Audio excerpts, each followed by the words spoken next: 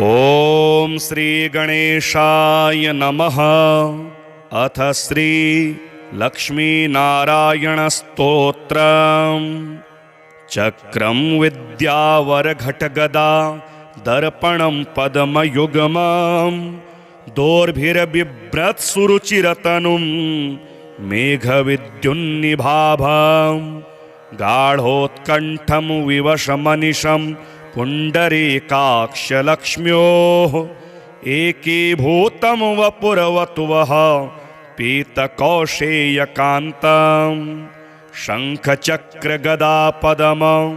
कुम्भादर्शाब्जपुस्तकं बिभ्रतं मेघचपलवर्णं लक्ष्मीहरिं भजे। विद्युत्प्रभाश्लिष्टघनोपमानौ शुद्धाशये बिम्बितसुप्रकाशौ चित्ते चिदाभौ कलयामि लक्ष्मी नारायणौ सत्त्वगुणप्रधानौ लोकोद्भवस्थे मलयेश्वराभ्यां शोकोरुदीनस्थितिनाशकाभ्यां नित्यं युवाभ्यां नतिरस्तु लक्ष्मी नारायणाभ्यां जगतः पितृभ्यां सम्पत् सुखानन्दविधायकाभ्यां भक्तावनाना रतदीक्षिताभ्यां नित्यं युवाभ्यां नतिरस्तु लक्ष्मी नारायणाभ्यां जगतः पितृभ्यां दृष्टोपकारे गुरुतां च पञ्च विंशावतारान् सरसं ददद्भ्यां नित्यं युवाभ्यां नतिरस्तु लक्ष्मी नारायणाभ्यां जगतः पितृभ्यां क्षीराम्बुराशादिविराट्भवाभ्यां नारं सदा पालयितुं पराभ्यां नित्यं युवाभ्यां नतिरस्तु लक्ष्मी नारायणाभ्यां जगतः पितृभ्यां दारिद्र्यदुःखस्थितिदारकाभ्यां दययैव दूरीकृतदुर्गतिभ्यां नित्यं युवाभ्यां नतिरस्तु लक्ष्मी नारायणाभ्यां जगतः पितृभ्यां भक्तव्रजाघोघविदारकाभ्यां स्वीयाशयोद्भूतरजस्तमोभ्यां नित्यं युवाभ्यां नतिरस्तु लक्ष्मी नारायणाभ्यां जगतः पितृभ्यां रक्तोत्पलाभा भवपुरधराभ्यां पद्मारिशङ्खाब्जगदाधराभ्यां नित्यं युवाभ्यां नतिरस्तु लक्ष्मी नारायणाभ्यां जगतः पितृभ्यां अङ्घ्रिद्वयाभ्यर्चककल्पकाभ्यां मोक्षप्रदप्राक्तनदम्पतिभ्यां नित्यं युवाभ्यां नतिरस्तु लक्ष्मी नारायणाभ्यां जगतः पितृभ्यां इदं तु यः पठेत स्तोत्रं लक्ष्मीनारायणाष्टकम् एहि कामुस्मिकसुखं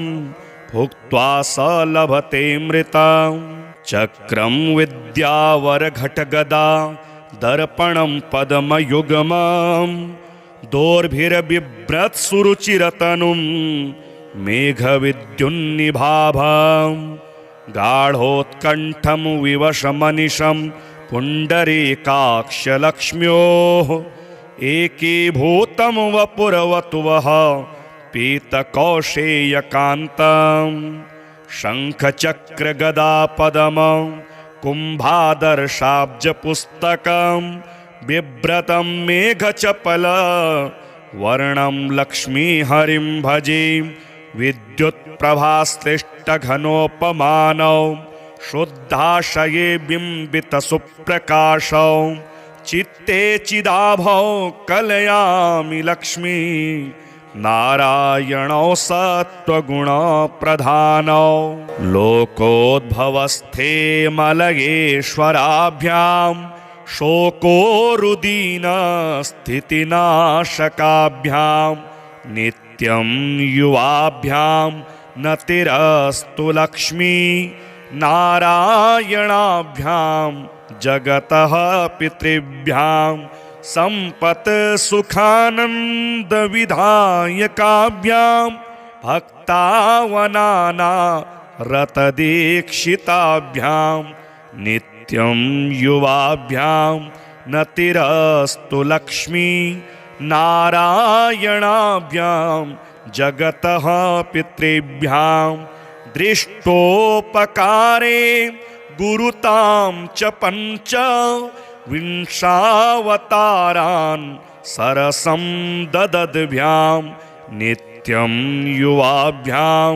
नतिरस्तु लक्ष्मी नारायणाभ्यां जगतः पितृभ्यां क्षीराम्बुराशादिविराट्भवाभ्यां नारं सदा पालयितुं पराभ्यां नित्यं युवाभ्यां नतिरस्तु लक्ष्मी नारायणाभ्यां जगतः पितृभ्यां दारिद्र्यदुःखस्थितिदारकाभ्यां दययैव दूरीकृतदुर्गतिभ्यां नित्यं युवाभ्यां नतिरस्तु लक्ष्मी नारायणाभ्यां जगतः पितृभ्यां भक्तव्रजाघोघविदारकाभ्यां स्वीयाशयोद्भूतरजस्तमोभ्यां नित्यं युवाभ्यां नतिरस्तु लक्ष्मी नारायणाभ्यां जगतः पितृभ्यां रक्तोत्पलाभा भवपुरधराभ्यां पद्मारिशङ्खाब्जगदाधराभ्यां नित्यं युवाभ्यां नतिरस्तु लक्ष्मी नारायणाभ्यां जगतः पितृभ्यां अङ्घ्रिद्वयाभ्यर्चककल्पकाभ्यां मोक्षप्रदप्राक्तनदम्पतिभ्यां नित्यं युवाभ्यां नतिरस्तु लक्ष्मी नारायणाभ्यां जगतः पितृभ्याम् इदं तु यः पठेत स्तोत्रं लक्ष्मीनारायणाष्टकम् एहि कामुस्मिकसुखं भुक्त्वा स लभतेऽमृतं चक्रं विद्यावरघटगदा दर्पणं पद्मयुग्मं दोर्भिर्बिभ्रत्सुरुचिरतनुं मेघविद्युन्निभाभं गाढोत्कण्ठं विवशमनिशं पुण्डरीकाक्षलक्ष्म्योः एकीभूतं वपुरवतुवः पीतकौशेयकान्तं शङ्खचक्रगदापदमं कुम्भादर्शाब्जपुस्तकं बिभ्रतं मेघचपलवर्णं लक्ष्मीहरिं भजे विद्युत्प्रभाश्लिष्टघनोपमानौ शुद्धाशये बिम्बितसुप्रकाशौ चित्ते चिदाभौ कलयामि लक्ष्मी नारायणौ सत्त्वगुणप्रधानौ लोकोद्भवस्थे मलयेश्वराभ्यां शोकोरुदीनस्थितिनाशकाभ्यां नित्यं युवाभ्यां नतिरस्तु लक्ष्मी नारायणाभ्यां जगतः पितृभ्यां सम्पत् सुखानन्दविधायकाभ्यां भक्तावनाना रतदीक्षिताभ्यां नित्यं नित्यं युवाभ्यां नतिरस्तु लक्ष्मी नारायणाभ्यां जगतः पितृभ्यां दृष्टोपकारे गुरुतां च पञ्च विंशावतारान् सरसं ददद्भ्यां नित्यं युवाभ्यां नतिरस्तु लक्ष्मी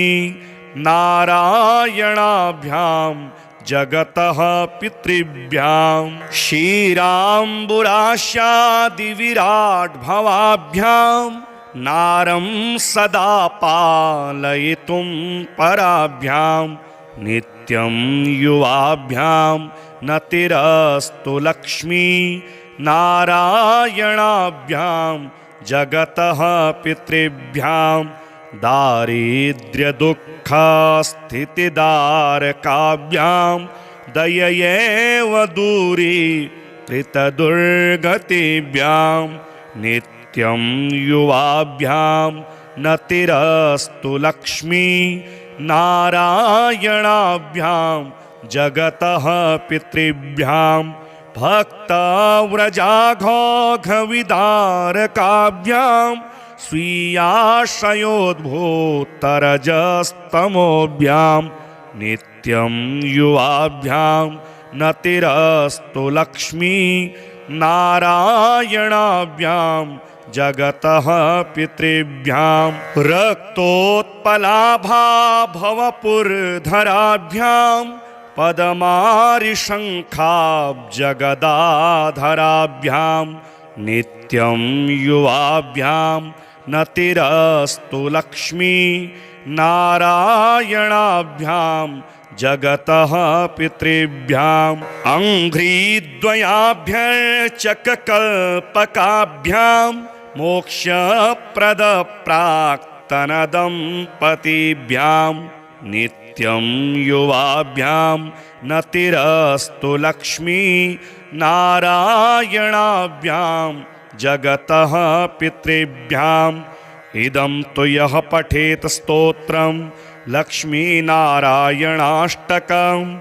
एहि कामुस्मिकसुखं भुक्त्वा स लभतेऽमृतं चक्रं विद्यावरघटगदा दर्पणं पद्मयुग्मं दोर्भिर्बिभ्रत्सुरुचिरतनुं मेघविद्युन्निभाभं गाढोत्कण्ठं विवशमनिशं पुण्डरीकाक्षलक्ष्म्योः एकीभूतं वपुरवतुवः पीतकौशेयकान्तं शङ्खचक्रगदापदमं कुम्भादर्शाब्जपुस्तकं बिभ्रतं मेघचपलवर्णं लक्ष्मीहरिं भजे विद्युत्प्रभाश्लिष्टघनोपमानौ शुद्धाशये बिम्बितसुप्रकाशौ चित्ते चिदाभौ कलयामि लक्ष्मी नारायणौ सत्त्वगुणप्रधानौ लोकोद्भवस्थे मलयेश्वराभ्यां शोकोरुदीनस्थितिनाशकाभ्यां नित्यं युवाभ्यां नतिरस्तु लक्ष्मी नारायणाभ्यां जगतः पितृभ्यां सम्पत् सुखानन्दविधायकाभ्यां भक्तावनाना रतदीक्षिताभ्यां नित्यं युवाभ्यां नतिरस्तु लक्ष्मी नारायणाभ्यां जगतः पितृभ्यां दृष्टोपकारे गुरुतां च पञ्च विंशावतारान् सरसं ददद्भ्यां नित्यं युवाभ्यां नतिरस्तु लक्ष्मी नारायणाभ्यां जगतः पितृभ्यां क्षीराम्बुराशादिविराट् भवाभ्यां नारं सदा पालयितुं पराभ्यां नित्यं युवाभ्यां नतिरस्तु लक्ष्मी नारायणाभ्यां जगतः पितृभ्यां दारिद्र्यदुःखस्थितिदारकाभ्यां दययैव दूरीकृतदुर्गतिभ्यां नित्यं युवाभ्यां नतिरस्तु लक्ष्मी नारायणाभ्यां जगतः पितृभ्यां भक्तव्रजाघोघविदारकाभ्यां स्वीयाश्रयोद्भूतरजस्तमोभ्यां नित्यं युवाभ्यां नतिरस्तु लक्ष्मी नारायणाभ्यां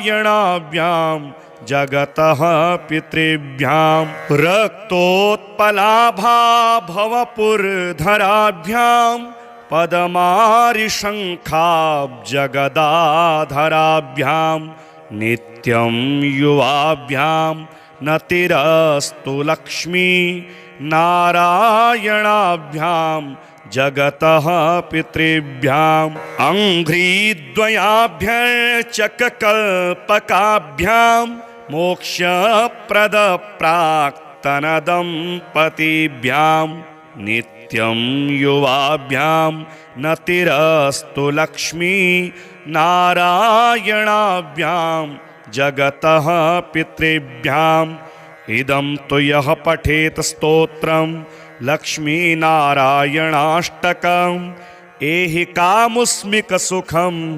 भुक्त्वा स लभतेऽमृतं चक्रं विद्यावरघटगदा दर्पणं पद्मयुग्मं दोर्भिर्बिभ्रत्सुरुचिरतनुं मेघविद्युन्निभाभं गाढोत्कण्ठं विवशमनिशं पुण्डरीकाक्षलक्ष्म्योः एकीभूतं वपुरवतुवः पीतकौशेयकान्तं शङ्खचक्रगदापदमं कुम्भादर्शाब्जपुस्तकं बिभ्रतं मेघचपल वर्णं लक्ष्मीहरिं भजे विद्युत्प्रभाश्लिष्टघनोपमानौ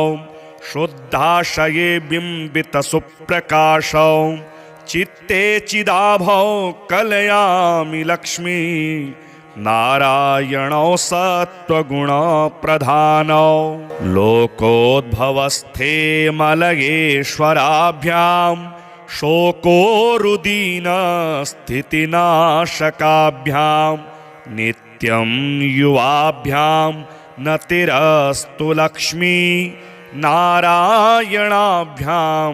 जगतः पितृभ्यां सम्पत् सुखानन्दविधायकाभ्यां भक्तावनाना रतदीक्षिताभ्यां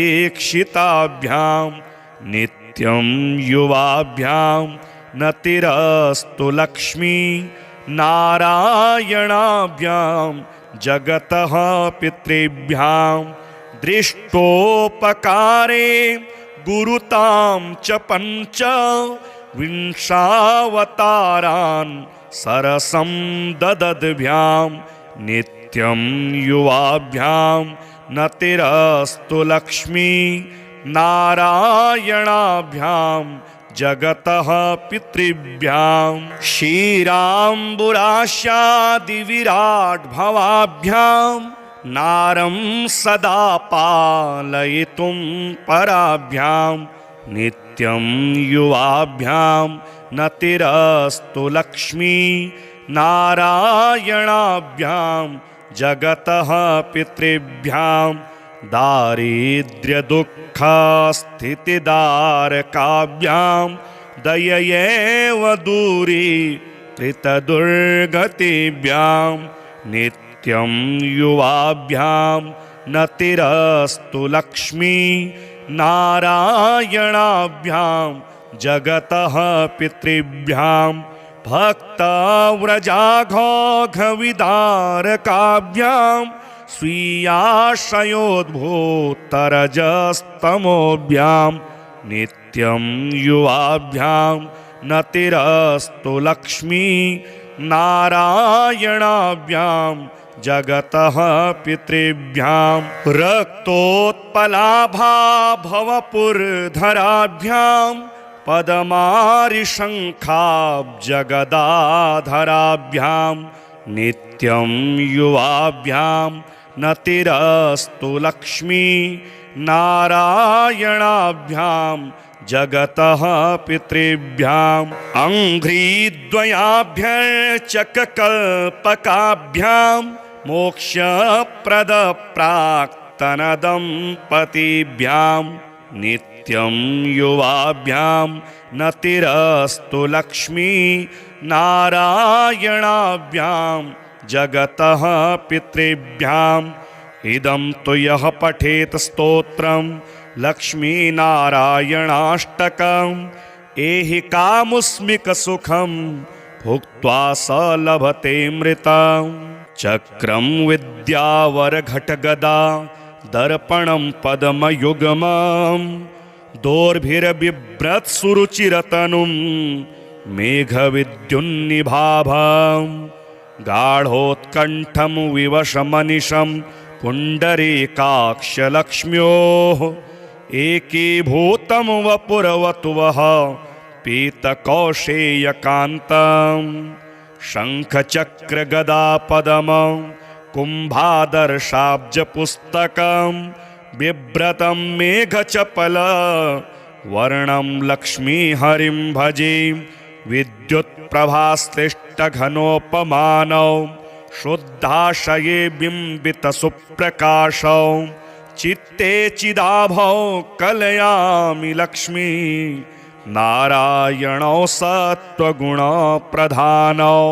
लोकोद्भवस्थे मलयेश्वराभ्यां शोकोरुदीनस्थितिनाशकाभ्यां नित्यं युवाभ्यां नतिरस्तु लक्ष्मी नारायणाभ्यां जगतः पितृभ्यां सम्पत् सुखानन्दविधायकाभ्यां भक्तावनाना रतदीक्षिताभ्यां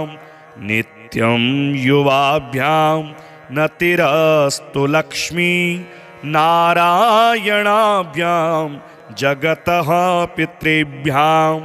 दृष्टोपकारे गुरुतां च पञ्च विंशावतारान् सरसं ददद्भ्यां नित्यं युवाभ्यां नतिरस्तु लक्ष्मी नारायणाभ्यां जगतः पितृभ्यां क्षीराम्बुराशादिविराट्भवाभ्यां नारं सदा पालयितुं पराभ्यां नित्यं युवाभ्यां नतिरस्तु लक्ष्मी नारायणाभ्यां जगतः पितृभ्यां दारिद्र्यदुःखस्थितिदारकाभ्यां दययैव दूरीकृतदुर्गतिभ्यां नित्यं युवाभ्यां नतिरस्तु लक्ष्मी नारायणाभ्यां जगतः पितृभ्यां भक्तव्रजाघोघविदारकाभ्यां स्वीयाशयोद्भूतरजस्तमोभ्यां नित्यं युवाभ्यां नतिरस्तु लक्ष्मी नारायणाभ्यां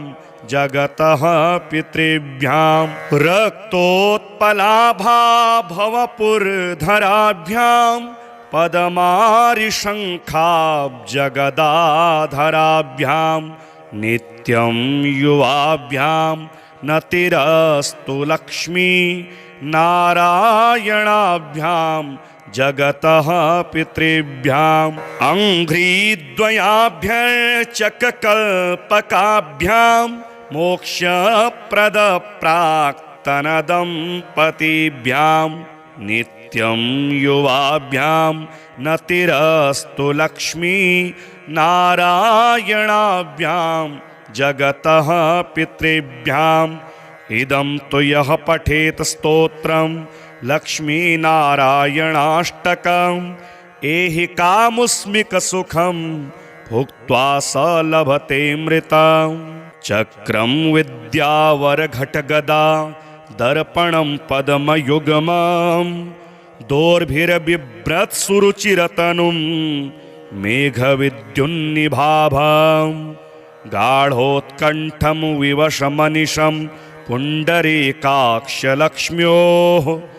एकीभूतं वपुरवतुवः पीतकौशेयकान्तं शङ्खचक्रगदापदमं कुम्भादर्शाब्जपुस्तकं बिभ्रतं मेघचपल वर्णं लक्ष्मीहरिं भजे विद्युत्प्रभाश्लिष्टघनोपमानौ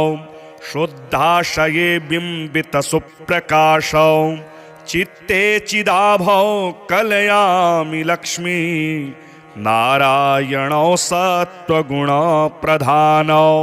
लोकोद्भवस्थे मलयेश्वराभ्यां शोकोरुदीनस्थितिनाशकाभ्यां नित्यं युवाभ्यां नतिरस्तु लक्ष्मी नारायणाभ्यां जगतः पितृभ्यां सम्पत् सुखानन्दविधायकाभ्यां भक्तावनाना रतदीक्षिताभ्यां नित्यं युवाभ्यां नतिरस्तु लक्ष्मी नारायणाभ्यां जगतः पितृभ्यां दृष्टोपकारे गुरुतां च पञ्च विंशावतारान् सरसं ददद्भ्यां नित्यं युवाभ्यां नतिरस्तु लक्ष्मी नारायणाभ्यां जगतः पितृभ्यां क्षीराम्बुराशादिविराट्भवाभ्यां नारं सदा पालयितुं पराभ्यां नित्यं युवाभ्यां नतिरस्तु लक्ष्मी नारायणाभ्यां जगतः पितृभ्यां दारिद्र्यदुःखस्थितिदारकाभ्यां दययैव दूरीकृतदुर्गतिभ्यां नित्यं युवाभ्यां नतिरस्तु लक्ष्मी नारायणाभ्यां जगतः पितृभ्यां भक्तव्रजाघोघविदारकाभ्यां स्वीयाशयोद्भूतरजस्तमोभ्यां नित्यं युवाभ्यां नतिरस्तु लक्ष्मी नारायणाभ्यां जगतः पितृभ्यां रक्तोत्पलाभा भवपुरधराभ्यां पद्मारिशङ्खाब्जगदाधराभ्यां नित्यं युवाभ्यां नतिरस्तु लक्ष्मी नारायणाभ्यां जगतः पितृभ्यां अङ्घ्रिद्वयाभ्यर्चककल्पकाभ्यां मोक्षप्रदप्राक्तनदम्पतिभ्यां नित्यं युवाभ्यां नतिरस्तु लक्ष्मी नारायणाभ्यां जगतः पितृभ्याम् इदं तु यः पठेत स्तोत्रं लक्ष्मीनारायणाष्टकम् एहि कामुस्मिकसुखं भुक्त्वा स लभतेऽमृतम् चक्रं विद्यावरघटगदा दर्पणं पद्मयुग्मं दोर्भिर्बिभ्रत्सुरुचिरतनुं मेघविद्युन्निभाभम् गाढोत्कण्ठं विवशमनिशं पुण्डरीकाक्षलक्ष्म्योः एकीभूतं वपुरवतुवः पीतकौशेयकान्तं शङ्खचक्रगदापदमं कुम्भादर्शाब्जपुस्तकं बिभ्रतं मेघचपल वर्णं लक्ष्मीहरिं भजे विद्युत्प्रभाश्लिष्टघनोपमानौ शुद्धाशये बिम्बितसुप्रकाशौ चित्ते चिदाभौ कलयामि लक्ष्मी नारायणौ सत्त्वगुणप्रधानौ लोकोद्भवस्थे मलयेश्वराभ्यां शोकोरुदीनस्थितिनाशकाभ्यां नित्यं युवाभ्यां नतिरस्तु लक्ष्मी नारायणाभ्यां जगतः पितृभ्यां संपत् सुखानन्दविधायकाभ्यां भक्तावनाना रतदीक्षिताभ्यां नित्यं युवाभ्यां नतिरस्तु लक्ष्मी नारायणाभ्यां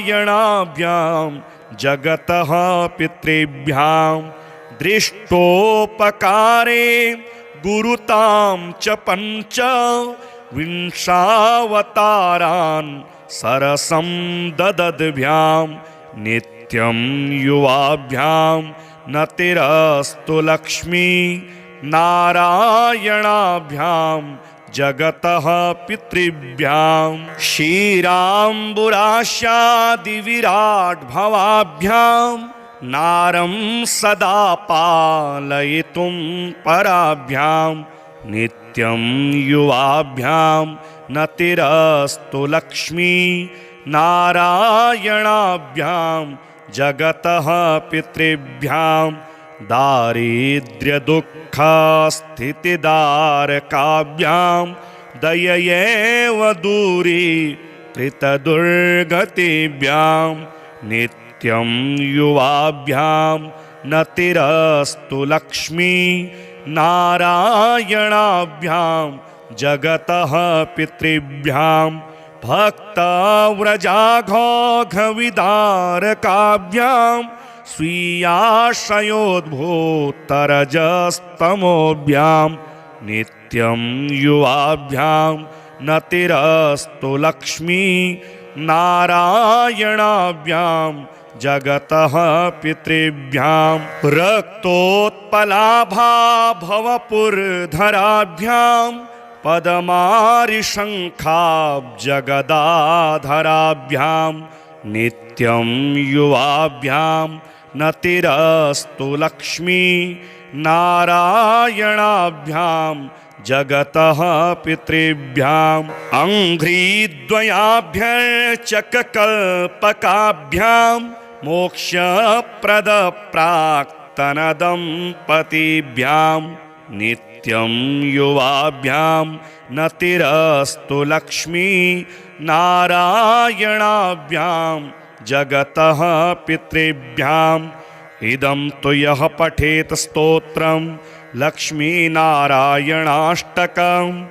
एहि कामुस्मिकसुखं भुक्त्वा स लभतेऽमृतं चक्रं विद्यावरघटगदा दर्पणं पद्मयुग्मं दोर्भिर्बिभ्रत्सुरुचिरतनुं मेघविद्युन्निभाभं गाढोत्कण्ठं विवशमनिशं पुण्डरीकाक्षलक्ष्म्योः एकीभूतं वपुरवतुवः पीतकौशेयकान्तं शङ्खचक्रगदापदमं कुम्भादर्शाब्जपुस्तकं बिभ्रतं मेघचपलवर्णं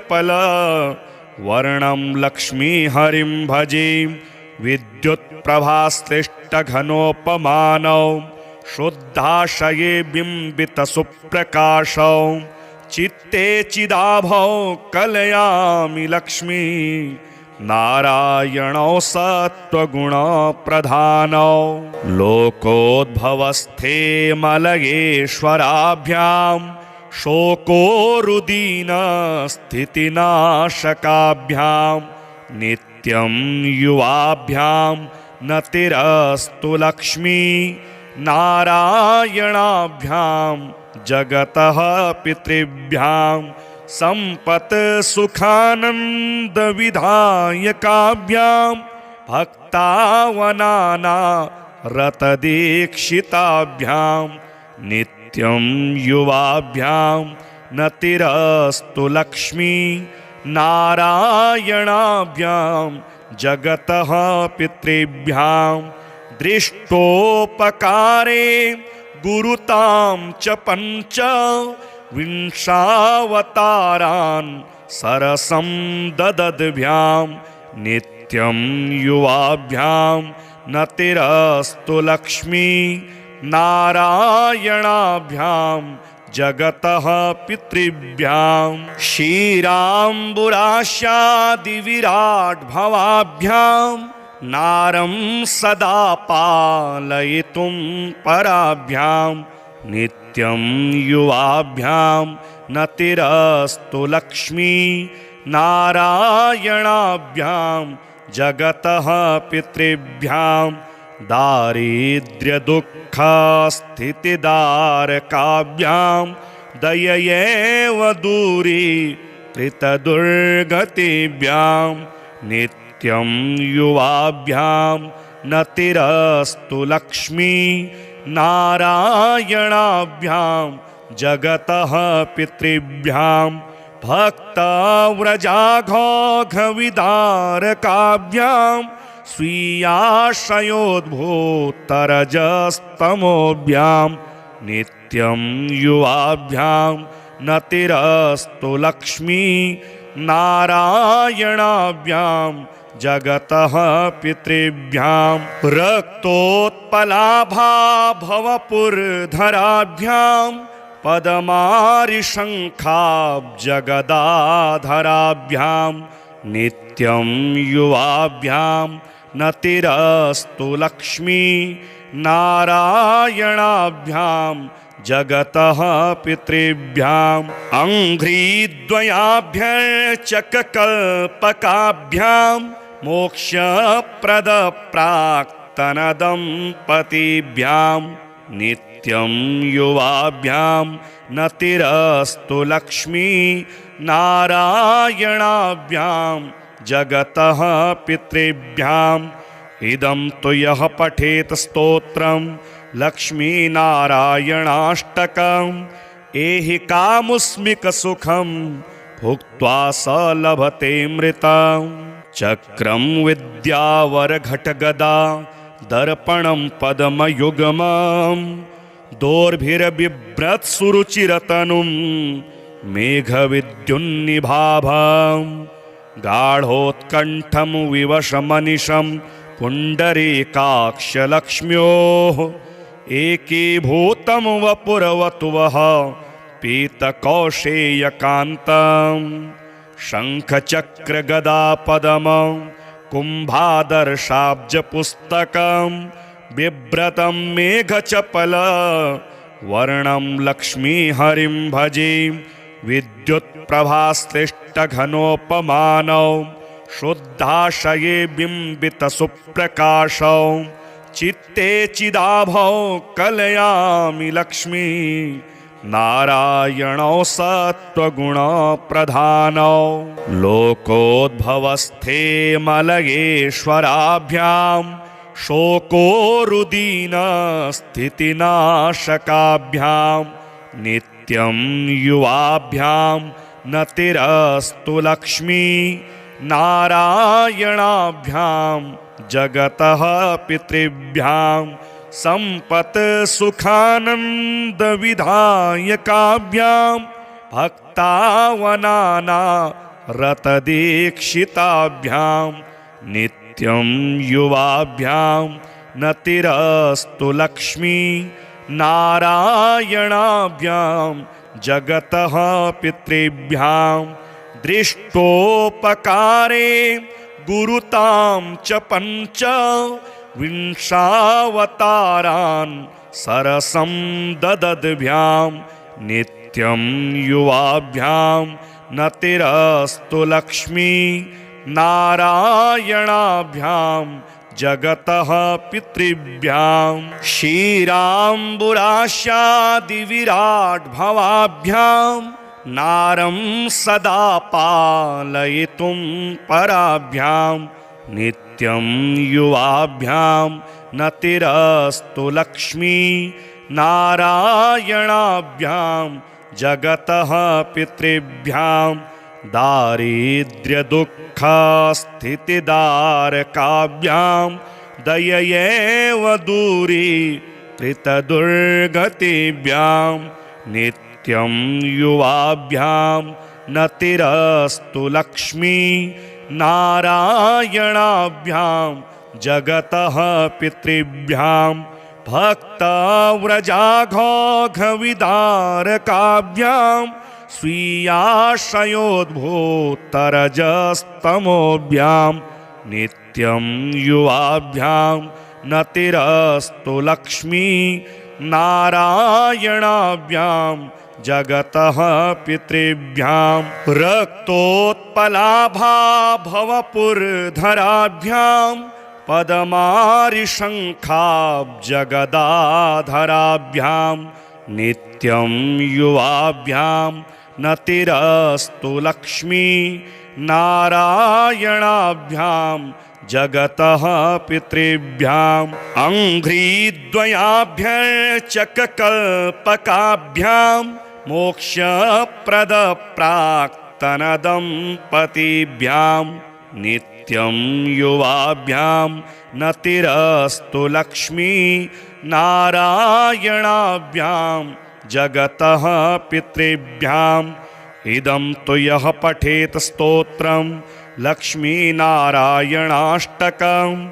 एहि कामुस्मिकसुखं भुक्त्वा स लभतेऽमृतं चक्रं विद्यावरघटगदा दर्पणं पद्मयुग्मं दोर्भिर्बिभ्रत्सुरुचिरतनुं मेघविद्युन्निभाभं गाढोत्कण्ठं विवशमनिशं पुण्डरीकाक्षलक्ष्म्योः एकीभूतं वपुरवतुवः पीतकौशेयकान्तं शङ्खचक्रगदापदमं कुम्भादर्शाब्जपुस्तकं बिभ्रतं मेघचपलवर्णं लक्ष्मीहरिं भजे विद्युत्प्रभाश्लिष्टघनोपमानौ शुद्धाशये बिम्बितसुप्रकाशौ चित्ते चिदाभौ कलयामि लक्ष्मी नारायणौ सत्त्वगुणप्रधानौ लोकोद्भवस्थे मलयेश्वराभ्यां शोकोरुदीनस्थितिनाशकाभ्यां नित्यं युवाभ्यां नतिरस्तु लक्ष्मी नारायणाभ्यां जगतः पितृभ्यां सम्पत् सुखानन्दविधायकाभ्यां भक्तावनाना रतदीक्षिताभ्यां नित्यं युवाभ्यां नतिरस्तु लक्ष्मी नारायणाभ्यां जगतः पितृभ्यां दृष्टोपकारे गुरुतां च पञ्च विंशावतारान् सरसं ददद्भ्यां नित्यं युवाभ्यां नतिरस्तु लक्ष्मी नारायणाभ्यां जगतः पितृभ्यां क्षीराम्बुराशादिविराट्भवाभ्यां नारं सदा पालयितुं पराभ्यां नित्यं युवाभ्यां नतिरस्तु लक्ष्मी नारायणाभ्यां जगतः पितृभ्यां दारिद्र्यदुःखस्थितिदारकाभ्यां दययैव दूरीकृतदुर्गतिभ्यां नित्यं युवाभ्यां नतिरस्तु लक्ष्मी नारायणाभ्यां जगतः पितृभ्यां भक्तव्रजाघोघविदारकाभ्यां स्वीयाश्रयोद्भूतरजस्तमोभ्यां नित्यं युवाभ्यां नतिरस्तु लक्ष्मी नारायणाभ्यां जगतः पितृभ्यां रक्तोत्पलाभा भवपुरधराभ्यां पद्मारिशङ्खाब्जगदाधराभ्यां नित्यं युवाभ्यां नतिरस्तु लक्ष्मी नारायणाभ्यां जगतः पितृभ्याम् अङ्घ्रिद्वयाभ्यर्चककल्पकाभ्यां मोक्षप्रदप्राक्तनदम्पतिभ्यां नित्यं युवाभ्यां नतिरस्तु लक्ष्मी नारायणाभ्यां जगतः पितृभ्याम् इदं तु यः पठेत स्तोत्रं लक्ष्मीनारायणाष्टकम् एहि कामुस्मिकसुखं भुक्त्वा स लभतेऽमृतं चक्रं विद्यावरघटगदा दर्पणं पद्मयुग्मं दोर्भिर्बिभ्रत्सुरुचिरतनुं मेघविद्युन्निभाभं गाढोत्कण्ठं विवशमनिशं पुण्डरीकाक्षलक्ष्म्योः एकीभूतं वपुरवतुवः पीतकौशेयकान्तं शङ्खचक्रगदापदमं कुम्भादर्शाब्जपुस्तकं बिभ्रतं मेघचपल वर्णं लक्ष्मीहरिं भजे विद्युत्प्रभाश्लिष्टघनोपमानौ शुद्धाशये बिम्बितसुप्रकाशौ चित्ते चिदाभौ कलयामि लक्ष्मी नारायणौ सत्त्वगुणप्रधानौ लोकोद्भवस्थे मलयेश्वराभ्यां शोकोरुदीनस्थितिनाशकाभ्यां नित्यं युवाभ्यां नतिरस्तु लक्ष्मी नारायणाभ्यां